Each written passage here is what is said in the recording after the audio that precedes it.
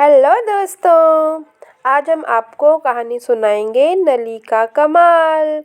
ये तेनालीरामा की कहानी है। एक बार राजा कृष्णदेव राय अपने दरबारियों के साथ चर्चा कर रहे थे। चर्चा करते करते अचानक बात चतुराई पर होने लगी। महाराज कृष्णदेव राय के दरबार में राजगुरु से लेकर अन्य दरबारी तेनालीराम से जलते थे। ऐसे में तेनालीराम को नीचा दिखाने के लिए एक मंत्री दरबार में बोल पड़ा कि महाराज, दरबार में एक से बढ़कर एक बुद्धिमान और चतुर लोग मौजूद हैं, और अगर मौका दिया जाए तो हम सब अपनी चतुराई आपके सामने पेश कर सकते हैं। किंतु महाराज कृष्णदेव ने हैरत में पड़ते हुए पूछा, किंतु क्या मंत्री जी? इस पर सेनापति बोले, महाराज, मैं आपको बताता हूँ कि मंत्री जी के मन में क्या बात है।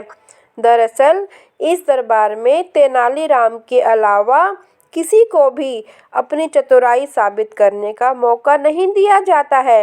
हर बार तेनालीराम ही चतुराई का श्रेय ले जाते हैं।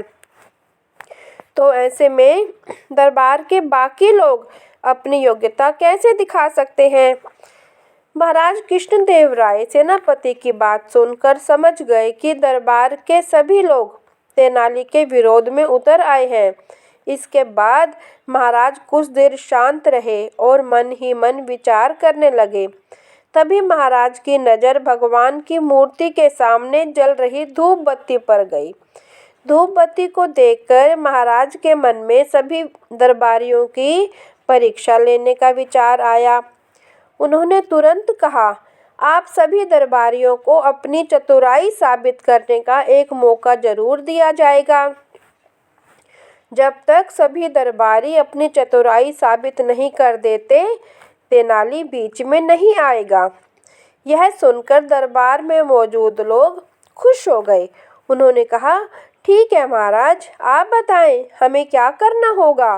राजा कृष्णदेव राय ने धूप बत्ती की तरफ उंगली करते हुए कहा कि मेरे लिए 2 हाथ धुआं लेकर आओ। जो भी यह काम कर पाएगा उसे तेनालीराम से अधिक बुद्धिमान माना जाएगा। महाराज की बात सुनकर सभी दरबारी सोच में पड़ गए और आपस में चर्चा करने लगे कि यह कैसे संभव है।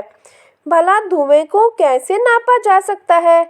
इसके बाद अपनी चतुराई साबित करने के लिए सभी दरबारियों ने अपना हाथ आजमाया, लेकिन कोई भी धुआं नाप नहीं पाया। जैसे ही कोई धुएं को नापने की कोशिश करता, धुआं उनके हाथों से निकलकर उड़ जाता। जब सभी दरबारियों ने हार मान ली, तब उनमें से एक दरबारी बोला कि महाराज, हमारे हिसाब से धुएं को नापा नहीं जा सकता। हाँ, अगर तेनालीराम ऐसा कर पाए तो हम उसे अपने से अधिक बुद्धिमान मान लेंगे, लेकिन अगर वह ऐसा नहीं कर पाए तो आपको उन्हें हमारे जैसा ही समझना होगा। राजा मुस्कुराते हुए बोले, क्यों तेनालीराम, क्या तुम तैयार हो? इस पर तेनालीराम ने सिर झुकाते हुए कहा, महाराज, मैंने हमेशा आपके आदेश का पालन किया है, इस बार भी जरूर करूँगा। इसके बाद तेनालीराम ने एक सेवक को बुलाया और उसके कान में कुछ कहा। उनकी बात सुनकर सेवक तुरंत दरबार से बाहर चला गया। दरबार में चारों ओर चुप्पी छा गई। सभी यह देखने के लिए उतावले हुए जा रहे थे कि आखिर कैसे तेनालीराम राजा को 2 हाथ धुआं देता है। तभी सबकी नज़र सेवक पर पड़ी, जो शीशे की बनी 2 हाथ लंबी नली लेकर दरबार में वापस आया था। तेनालीराम ने उस शीशे की नली का मुंह धूप बत्ती से निकलते हुए धुएं पर लगा दिया।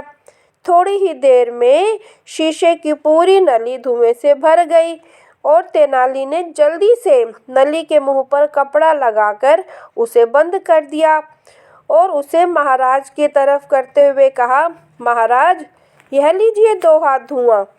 यह देखकर महाराज के चेहरे पर मुस्कान आ गई और उन्होंने तेनाली से नली लेकर दरबारियों की ओर देखा।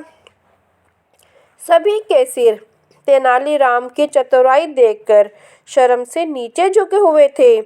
वहाँ कुछ दरबारी तेनालीराम के पक्ष में भी थे।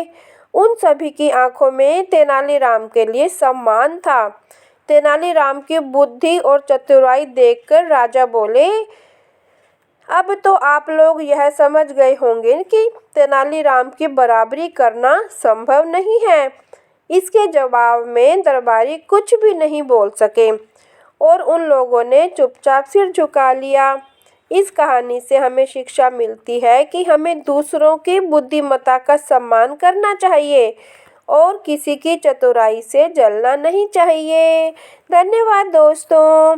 अगर आपको मेरी ये कहानी पसंद आई हो तो आप ज़रूर मेरे चैनल को लाइक, शेयर और सब्सक्राइब करें। धन्यवाद। इससे हमें बहुत ही अच्छा लगता है।